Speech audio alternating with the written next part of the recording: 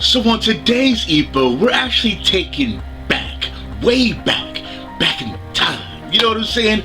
We're taking it ways back to Kamagowa and Nekota, actually at a younger age, after the war and everything. Like basically like 2 years afterwards, and you know you see the landscape that people are starting to rebuild and everything, and they still have the passion for fighting. They love fighting and they love everything about it. It's pretty much how they earn their keep. And Nekota at this point, he's more so like he's very angry. He's kind of bitter about the war and about America and about Americans and everything. And and when he sees the people, there's a certain point when Dainkichi, one of their friends or whatever, are actually fighting this American, and after the American puts him down pretty much like with ease, the U.S. soldiers go ahead and start throwing out food to everybody, like gum and all this stuff, candy, and everybody around are like scrounging for it and picking it up, but they're like, look, don't do that. They're laughing at you and all this stuff, and they take no part of it and everything, because you're like, look, you got to have some type of pride for what you're doing.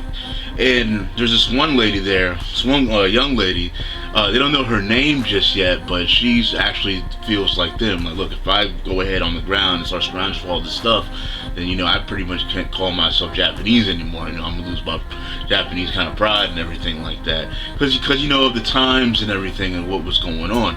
And the American dude was pretty much a fucking asshole anyways, kind of like the Brian Hawk of the time, whatever.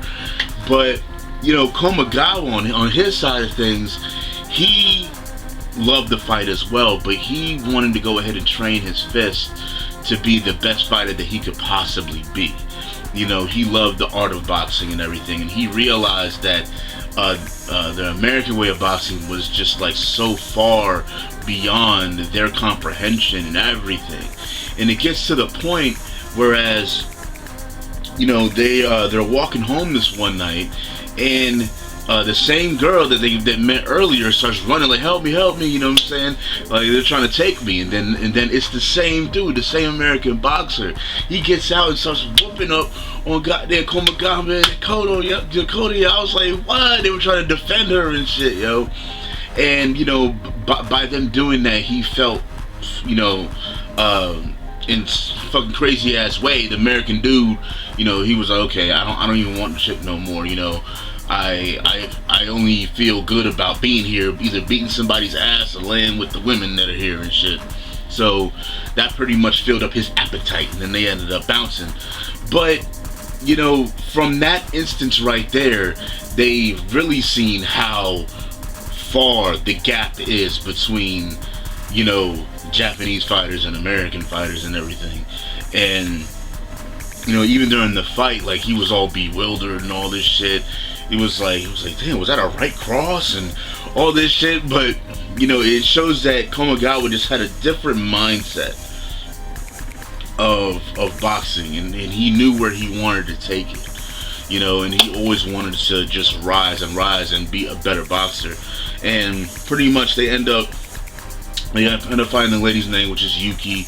They end up taking her, they all end up living together in like this 2 separate like bus home and everything, with what they could afford at the time and stuff. And she's basically like cooking for them and everything and supporting them, while them two are like training every day, boxing and stuff.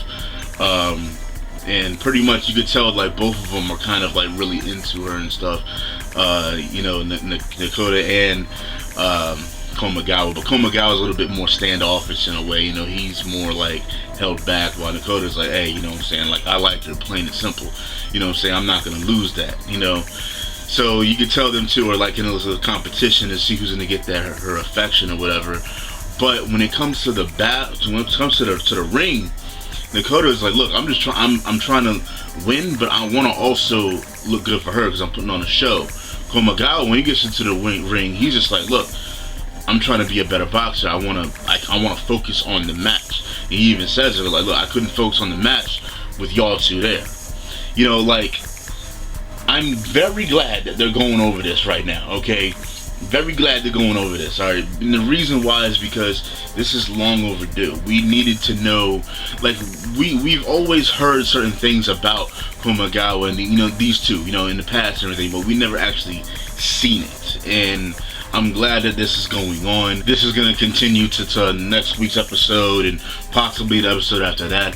But there's a lot of things that I kind of see here and everything. I want to see exactly like how this woman Yuki actually passes away, how that impacts their lives individually, and how they see things for their fighting future, as well as just their future as a whole, and as well as Nekota. Like, why is he out in the cabin? You know what I'm saying? Like, he stays out there for a particular reason, I believe. And I think there's always been things kind of alluding to that as far as just the anime goes, but I don't believe there was like a surefire answer for that. And I think that this will go ahead and give us that answer.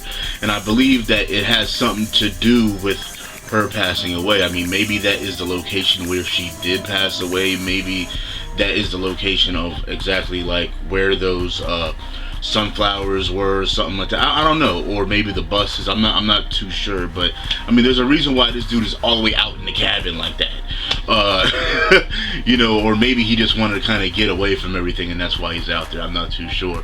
And Kamagowa, maybe from the result of certain things, he just wanted to become a better boxer and everything, and wanted to become a trainer. And I think that we're gonna get a lot of detailed information from this, without a doubt, about these characters, because it is much needed as far as their past goes, and it's just definitely cool to see.